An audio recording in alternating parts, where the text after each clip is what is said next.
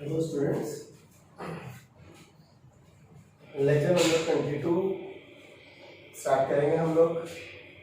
आपने पीछे वाले लेक्चर नहीं देखे हैं तो पहले उन्हें देखिए, उसके बाद इस लेक्चर को स्टार्ट करना। Welcome to new classes.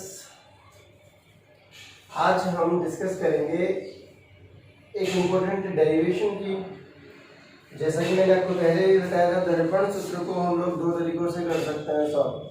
एक मेथड मैंने आप लोगों को बता दिया है सॉल्व करके, दूसरा जो है बुक का मेथड है उसको हम सॉल्व कर रहे हैं।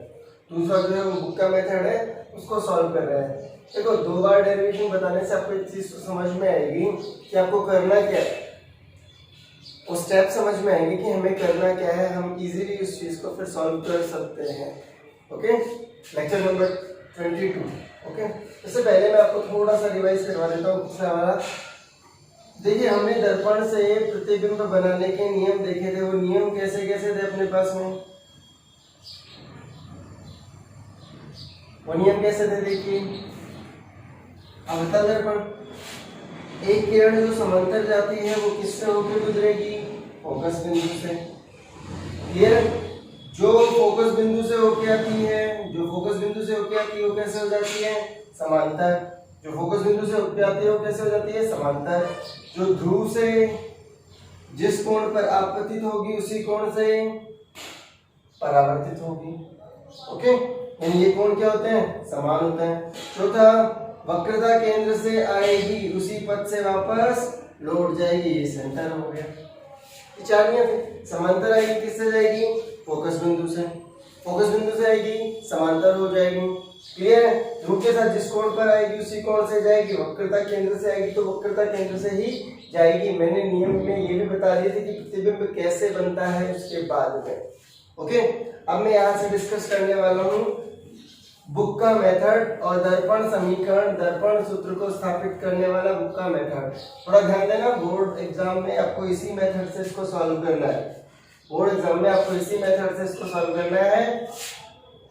और टॉपिक का नाम क्या है? दर्पण सूत्र, जिसको हम लोग क्या कहते हैं? Mirror formula. दर्पण सूत्र, दर्पण सूत्र क्या होता है? दर्पण सूत्र सभी को पता है। दर्पण सूत्र क्या होता है? 1/f बराबर 1/u प्लस 1/v। 1/f बराबर 1/u प्लस 1/v। f क्या है? फोकस दूरी। u क्या है? वस्तु की दूरी। और v क्या है? प्रतिबिंब की दूरी। f क्या है हमारे पास में? दर्पण की फोकस दूरी। दर्पण की फोकस दूरी। u क्या है अपने पास में? वस्तु की दर्पण से दूरी। वस्तु की दर्पण से दूरी। और v क्या है अपने पास में? प्रतिबिंब जो बना है उस प्रतिबिंब की दर्पण से दूरी। ओके, प्रतिबिंब की दर्पण से दूरी। इन तीनों में जो संबंध होता है उस संबंध को हम लोग क्या कहते हैं? दर्पण सूत्र। दर्पण सूत्र। अब इस दर्पण सूत्र को मैं स्थापित करने वाला हूं। अब थोड़ा सा ध्यान देना, बहुत इजी है ये। ओके, थोड़ा समझना, समझने के बाद इजी लगेगा। और समझोगे नहीं तो रटने से काम नहीं बनेगा। इसमें यदि रटोगे तो काम नहीं बनेगा, क्योंकि आगे भी ये चीजें यूज आएंगी। तो दर्पण सूत्र 1/f बराबर 1/u प्लस 1/v है। अब इस दर्पण सूत्र को हम लोग सिद्ध कर रहे हैं। देखिएगा, दर्पण सूत्र को हम लोग सिद्ध कर रहे हैं। अब तो दर्पण सूत्र को सिद्ध कर रहे हैं हम लोग।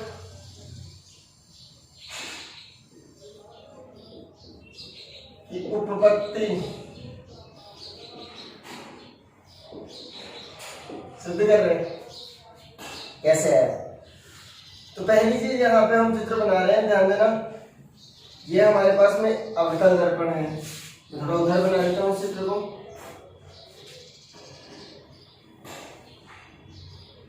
ये हमारे पास एक अवतल दर्पण है। इस अवतल दर्पण में इसको हम लोग क्या कहते हैं? मुख्य अक्ष। मुख्य अक्ष दिख रहा है ना सभी को?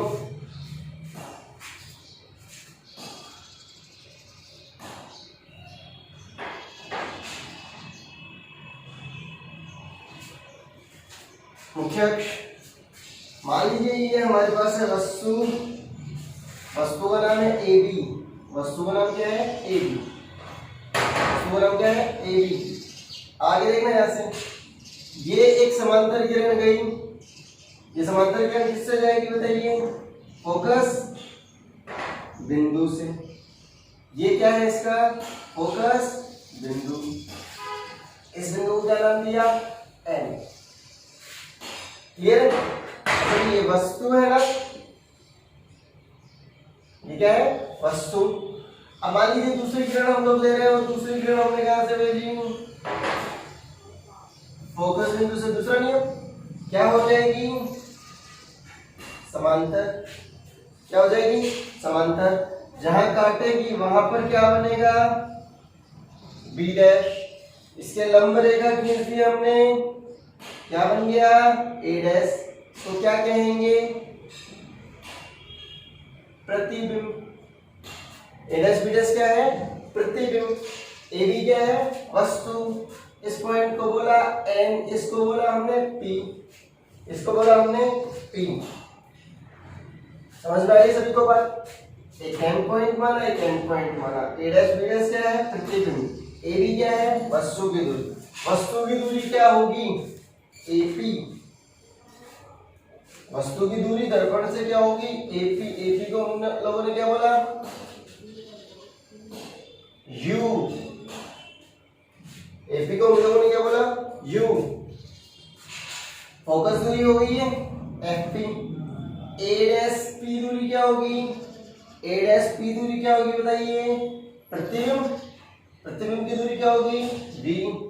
और एफ पी कितना होगी, एफ पी होगी फोकस दूरी एफ। अब ये तीन चीजें आ गई अपने पास में। ओके, तो हम लोग क्या कह सकते हैं, माना कोई वस्तु ए बी, माना कोई वस्तु ए बी, ध्यान देना भाई मैं लिख रहा हूं, माना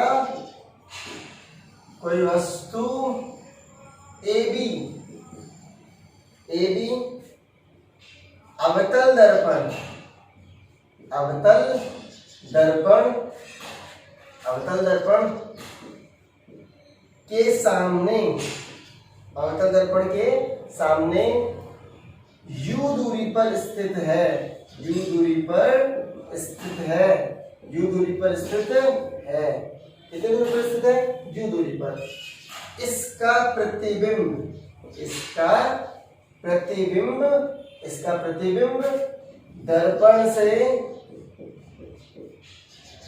v दूरी पर प्राप्त होता है, v दूरी पर प्राप्त होता है, होता है चित्रानुसार। ओके, v दूरी पर प्राप्त होता है चित्रानुसार। माना कोई वस्तु ए बी, माना कोई वस्तु ए बी दर्पण से अवतल दर्पण के सामने u दूरी पर स्थित है, इसका प्रतिबिंब दर्पण से v दूरी पर प्राप्त होता है। कितनी दूरी पर प्राप्त हो रहा है v दूरी पर। a डैश b डैश इसका प्रतिबिंब है। ओके, इसका प्रतिबिंब a dash b dash. Okay okay, ये A B, a dash b dash कहां पर प्राप्त होता है v दूरी पर प्राप्त होता है। अवतल दर्पण की फोकस दूरी, अवतल दर्पण की फोकस दूरी, अवतल दर्पण की फोकस दूरी स्मॉल एफ है। ओके, ये चीजें हम लिख सकते हैं आसानी से। ये क्या है डायग्राम के बारे में बताने के लिए लिखी है बस। ओके, और कुछ इसमें दिमाग लगाने वाली बात नहीं है। हमारे पास वस्तु है, वस्तु के हमारे वस्तु जो है दर्पण के सामने है, उसका क्या बन गया प्रतिबिंब बन गया, उसका क्या बन गया प्रतिबिंब बन गया। u दूरी पर वस्तु है, v दूरी पर प्रतिबिंब बना, फोकस दूरी क्या है f है। कोई बड़ी बात नहीं है, इसको लिख सकते हैं। थोड़ा बहुत भी दिमाग है तो आसानी से लिख सकते हैं इस चीज को। ओके, और आप सारे तो विद्वान हो ही, सही कहा ना। ओके, आगे देखिए। अब इतना लिख दिया, इसके बाद मेन लाइन स्टार्ट होगी। अब इसका स्क्रीनशॉट लेके फिर लिखना है, ठीक है ना, साथ के साथ लिखते चलना, नोट्स बना लेना है।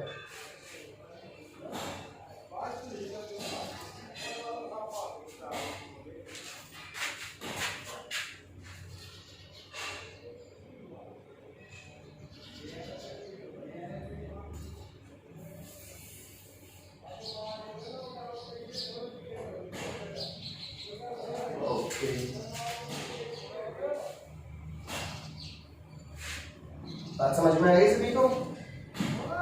ओके, अब आपके डायग्राम को देखिए।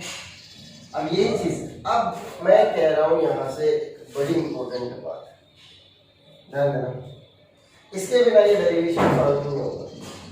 ये जो बात आ रही है इस बात को मैं मान के चल रहा हूं दर्पण छोटा है, छोटा दर्पण होगा। ओके, अब जब दर्पण छोटा है, छोटा सा दर्पण है, ओके, और इसको समतल जैसा मान के चल रहा हूं, जैसा मान के चल रहा हूं समतल जैसा, तो जैसे इसको समतल दर्पण की भांति मानूंगा मैं, तो ए भी इसके बराबर होगा। सर ऐसा क्यों? मान लेता हूं वस्तु बहुत दूर है, मान लेता हूं वस्तु बहुत दूर है, और दूर से दर्पण कैसा दिखाई देगा? सरल देखिए। ओके, वस्तु ए बी दर्पण से दूर है। ओके, अतः एम पी एन, अतः एम पी एन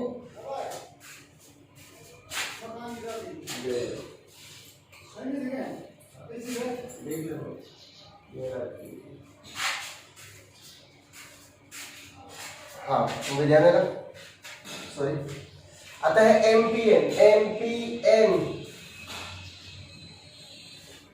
सरल रेखीय होगा। बहुत इंपॉर्टेंट बात, पहले हम क्या करते थे? अल्फा बीटा गामा को अल्प मानते थे, अल्फा बीटा गामा को अल्प मानते थे, तो अल्फा बीटा गामा को अल्प मानने के बाद में हमारे पास दर्पण जो होता था उस हमें कैसा दिखता था? सीधा दिखता था। एमपी कैसा दिखता था? सरल रेखा। सेम काम वही कर रहे हैं, यहाँ पर एमपी को क्या मानते हैं? सरल रेखा। एमपी को मानने की जगह एमपी एन को मान लिया। ये हमें नीचे वाला भाग भी यहाँ पे प्रयोग करना है, बहुत इंपॉर्टेंट बात है।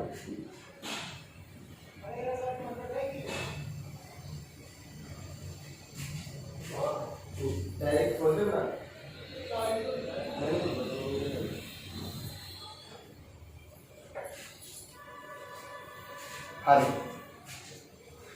वापस से कंटिन्यू करें। वस्तु ए बी दर्पण से दूर है, अतः एमपीएन कैसा होगा? सरल रेखीय, क्योंकि जितना दूर जाएंगे दूर से देखने पर दर्पण कैसा दिखाई देगा हमें? सरल रेखीय। पहले ही मैं बता चुका हूँ ये सारी बातें, बेसिक्स में मैंने सब कुछ बताया ये। ओके, अब आगे देखना यहाँ से, तो हम लोग क्या कह सकते हैं कि ये दो समांतर रेखाएं हैं, ये पहली और ये दूसरी।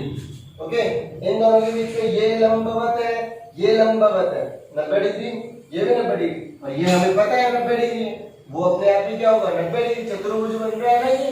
ओके, तो मैं यहाँ पे क्या कह सकता हूँ? ये लंब कब होगा? जब ये सीधी रेखा होगी। इसका मतलब हम लोग क्या कह सकते हैं? ए बी और एन पी क्या होंगे?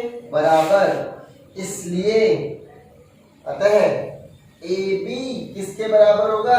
एम पी के, या ऐसा लिख देता हूं मैं, एम पी बराबर किसके होगा? एम पी बराबर किसके होगा? ए बी के। एम पी बराबर किसके होगा?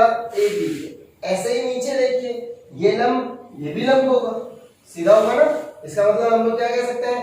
एन पी बराबर A dash B dash, N P बराबर A dash B dash. Okay, बहुत इंपॉर्टेंट बात है ये भी, और ये इसी से मिला है हमने।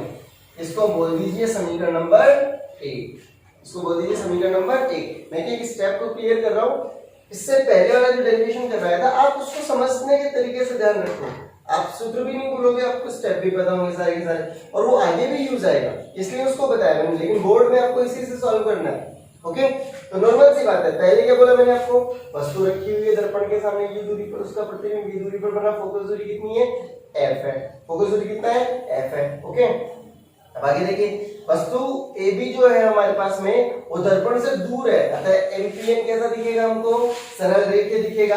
एमपी किसके बराबर हो गया? एमपी किसके बराबर हो गया? ए बी के, और पीएन किसके बराबर हो गया? ए डैश बी डैश, ए डैश बी डैश। ये बात समझ में आ गई सभी को? ओके, आगे चलते हैं। समीकरण नंबर 1 हो गई हमारे पास में।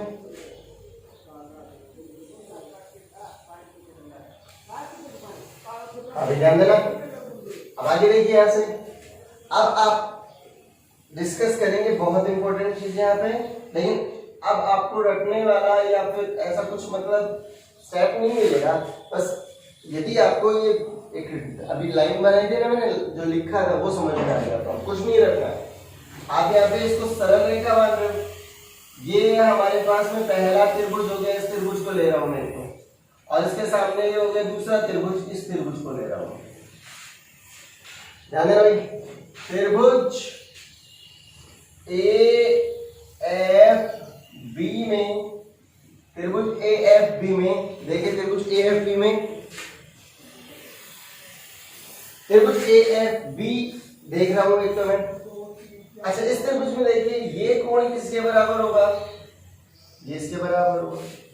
ये कितना है 90, ये भी कितना होगा 90, सही है। ये 90, ये भी 90, ओके। ये 90 तो वो भी, ये 90 तो वो भी 90। तीसरा कोण अपने आप के बराबर होगा, इसका मतलब दोनों त्रिभुज कैसे हैं, समरूप। एक कोण दूसरे के बराबर, इसका कोण उसके बराबर, इसका कोण इसके बराबर, इसका मतलब ये दोनों त्रिभुज कैसे होंगे, समरूप। तो मैं बता रहा हूं यहाँ पे त्रिभुज ए एफ बी और पी एफ एन, त्रिभुज पी एफ एन समरूप त्रिभुज है। कैसे त्रिभुज है, समरूप त्रिभुज है। त्रिभुज ए एफ बी, त्रिभुज पी एन एफ, दोनों कैसे समरूप, दोनों कैसे हैं समरूप। अब जब ये समरूप होते हैं तो इनकी भुजाओं का अनुपात क्या होता है, समान होता है। इनकी भुजाओं का अनुपात क्या होता है, समान। तो इनकी भुजाओं का अनुपात देखते हैं हम लोग। पहली भुजा क्या है इसकी, ए बी, उसकी भुजा कितनी है, पी एन, इसकी दूरी कितनी है, ए एफ, इसकी दूरी कितनी है, एफ। बात समझ में आई। त्रिभुज जो है दोनों समरूप है, इनकी भुजाओं का अनुपात, तो देखिए मैंने क्या लिखा, ए बी बटे पी एन, इसकी भुजा बटे इसकी भुजा, ओके। दूसरा क्या है अपने पास में, दूसरा क्या है यहाँ पे देखना जरा, ए एफ भी पहले इसकी भुजा बटे इसकी भुजा रखनी थी, अभी भी इसकी भुजा रखनी है, फिर इसकी भुजा रखनी है। मतलब एक भुजा तो ये ली मैंने, ओके, और एक भुजा इसकी ये ली मैंने, सही है ना। तो यहां से देखिए मैं ऐसे कह सकता हूं, ये त्रिभुज हो गए अपने पास में, ये त्रिभुज हो गए A B F F P N, ये भुजा बटे ये भुजा, ए बी बटे पी एन, ए एफ और उसके बटे में कितना है अपने पास में, एफ पी, ए एफ बटे एफ पी। बात समझ में आ गई सभी को, ओके। अब आगे देखिए, ए बी नहीं पता है वस्तु की ऊंचाई है, ओके, लेकिन जैसे भी वस्तु को रखा है किसी दर्पण के सामने तो ये ज्ञात तो कर ही सकते हैं, पता ही होगी इसकी ऊंचाई, ओके। इसको ऐसे छोड़ दिया। दर्पण जो है पी एन, दर्पण जो है पी एन, नीचे वाला भाग वो किसके बराबर हो सकता है, पी एन किसके बराबर हो सकता है, ए डैश बी डैश के बराबर। क्योंकि समीकरण 1 से हमें पता है पी एन का मान कितना होता है, ए डैश बी डैश। मैं वस्तु और प्रतिबिंब की ऊंचाई के रूप में ला रहा हूं सूत्रों को, ध्यान देना। पी एन कितना आ गया अपने पास में, ए डैश बी डैश के बराबर। कहां से रखा है हमने, समीकरण 1 से, कोई नई बात नहीं है ना। ये भुजा बटे ये भुजा, ये भुजा बटे ये भुजा हो गया। अब मैं पी एन को क्या लिख रहा हूं, ए डैश बी डैश, ओके। ये हो गया पहला। ए एफ बराबर कितना है बताइए जल्दी से, ए एफ, ए एफ समझ आ गई। ए पी, ए पी कितना है, यू, सही है ना। ए बी कितना है, यू, यहां बिंदु है एफ, एफ पी कितना है, एफ पी कितना है, एफ, ये कितना बचा, यू माइनस एफ, सही है ना। कितना बचा, you minus F, you minus F. A F कितना बचा, you minus F. A F चाहिए, पूरे में से एफ पी को घटा दिया, पूरे में से एफ पी को घटा दिया, यू में से एफ को घटा दिया, क्या गया अपने पास में, क्या गया अपने पास में, यू माइनस एफ। अभी एफ पी है, एफ पी कितना है अपने पास में, एफ पी कितना है अपने पास में, एफ पी कितना है अपने पास में, एफ, ओके। वैल्यू रख दीजिए यहाँ पे, दिस इम्प्लाइड, क्योंकि ये मान होते हैं अपने पास में, ओके। इसलिए ए बी उसके बटे में कितना आया, ए डैश बी डैश, ए डैश बी डैश बराबर पी एन की जगह पे ये रखा, ए एफ की जगह पे क्या रखा, you minus F upon F you minus F upon F you minus F upon F you minus F upon F. Clear है? ये एफ कितना है? यू माइनस एफ, एफ पे कितना है? एफ। ये अपने पास आ गया, इसको बोल दीजिए समीकरण नंबर 2। ओके, ये समीकरण नंबर 2 आ गई। बात समझ में आ रही है सभी को? ओके, इसके बाद में थर्ड क्वेश्चन और लेंगे इसका, एक और सॉल्व करना है थोड़ा सा, उसके बाद अपना फॉर्मूला आ जाएगा। तो यहाँ पे करना क्या पड़ा अपने को? नॉर्मली पहले हमें बताना पड़ा है कि एमपीएन जो है वो सरल रेखीय है। एमपीएन जो है वो क्या है? सरल रेखीय है। उसके बाद हमें क्या बताना पड़ा है यहाँ पे? एमपी किसके बराबर है? एबी के बराबर। एमपी किसके बराबर है? एबी के बराबर। नीचे एनपी किसके बराबर? ए डैश बी डैश के बराबर। यू वी एफ हमें पता ही है। हमने क्या रख दिया? समरूप त्रिभुज बना के पहला दूसरा इक्वेशन बना दिया। पहला इक्वेशन तो था ही अपने पास में। ओके, ऐसा ही इक्वेशन और बनाएंगे हम, और दो त्रिभुज और बच रहे हैं उनके लिए बनाएंगे। दो त्रिभुज और बचे हुए हैं उनके लिए बनाएंगे। एक त्रिभुज ये हो गया, एक त्रिभुज ये हो गया।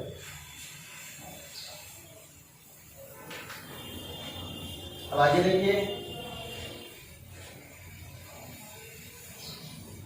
इसको मैं लिख देता हूं, A B upon A dash B dash बराबर U minus F upon F. समीकरण नंबर कौन सा है? ये 2। ध्यान रखने के लिए। हाँ भाई, वापस से बना देता हूँ एक बार डायग्राम, ध्यान देना सभी स्टूडेंट।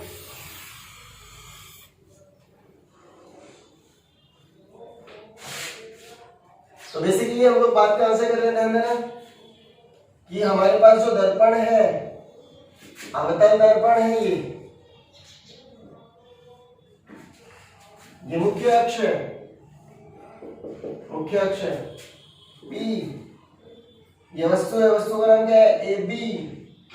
जो किरण समांतर है वो किससे आएगी? फोकस बिंदु से। फोकस बिंदु से, जो फोकस बिंदु से आएगी वो कैसे हो जाएगी? समांतर। जहां काटेंगे वहां पर क्या बनेगा? प्रतिबिंब। प्रतिबिंब का नाम क्या होगा? ए डैश बी डैश। ओके, अब देखिए यहाँ से ये दूरी कितनी है अपने पास में? ए से बी की दूरी कितनी है? यू वस्तु है नहीं, एम एन। प्रतिबिंब की दूरी कितनी है? ए डैश पी कितनी दूरी है? बी। और एफ पी दूरी कितनी है अपने पास में? एफ, फोकस दूरी। पहली बार में ये त्रिभुज और ये त्रिभुज लिया था, अब त्रिभुज ले रहे हैं, पहला ये और दूसरा ये। देखो ये कोण इस कोण के बराबर, ये कोण इस कोण के बराबर, ये 90 ये 90। तीसरा अपने आप ही क्या हो गया? बराबर। इसका मतलब दोनों त्रिभुज कैसे हैं? दोनों त्रिभुज कैसे हैं? समरूप। त्रिभुज ए डैश, उधर वाला मैं लिख देता हूं मैं, त्रिभुज एम एफ पी तथा त्रिभुज ए डैश एफ बी डैश समरूप है। त्रिभुज एम एफ पी, त्रिभुज ए डैश एफ बी डैश, त्रिभुज ए डैश एफ बी डैश समरूप है। दोनों त्रिभुज क्या है अपने पास में? समरूप है। ओके, आगे देखिए, जब दोनों त्रिभुज हमारे पास में समरूप है तो हम आगे क्या कर सकते हैं? इसको, दोनों त्रिभुज अपने पास समरूप है तो आगे क्या कर सकते हैं? सॉल्व करेंगे। देखिए ध्यान देना, जब दोनों त्रिभुज समरूप है तो इनकी भुजाओं का अनुपात क्या होगा? बराबर होगा। इसका मतलब वो त्रिभुज ऊपर है, एक त्रिभुज नीचे है, तो मैं क्या लिख सकता हूं? NP upon A dash B dash बराबर NP upon A dash B dash.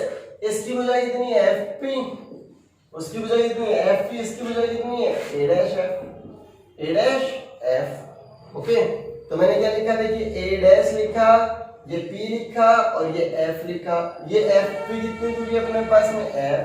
ये ए डैश पी कितनी दूरी है? वी। कितना हो जाएगी? V minus F. A dash F क्या हो जाएगी? V minus F. बात समझ में आ गई? ये दूरी चाहिए अपने को, ये दूरी एफ पी तो पता है अपने को। ए डैश एफ कितना है? V minus F, V minus F. तो देखिए यहाँ से हम लोग क्या लिख सकते हैं? क्योंकि समीकरण 1 से हमें पता है एनपी किसके बराबर होगा? A B. एनपी किसके बराबर होगा? ए बी के।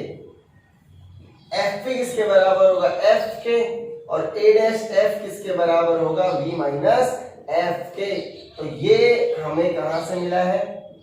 समीकरण 1 से मिला है ना, समीकरण 1 से।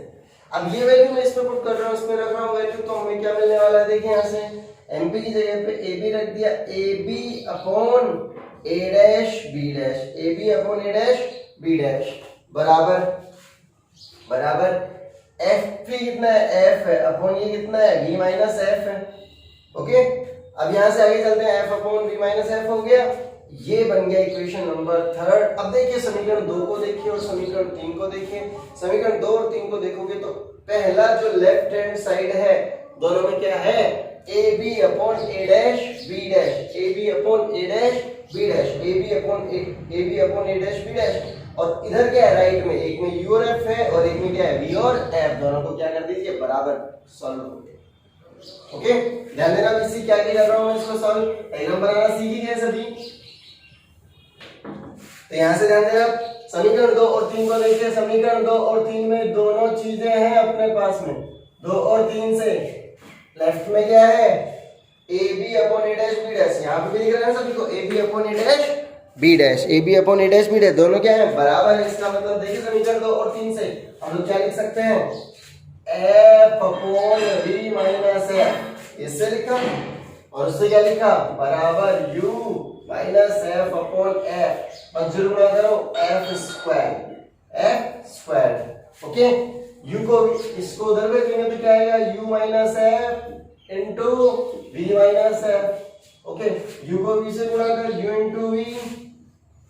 ओके, यू को एफ से गुणा कर माइनस का यू एफ, एफ को वी से गुणा कर माइनस का वी एफ, और प्लस का एफ स्क्वायर से एफ स्क्वायर कैंसिल।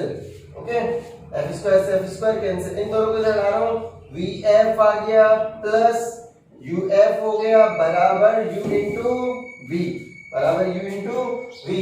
अब देखिए इसके बाद क्या होने वाला है? Last step, u into V into F का भाग दोनों पक्षों में।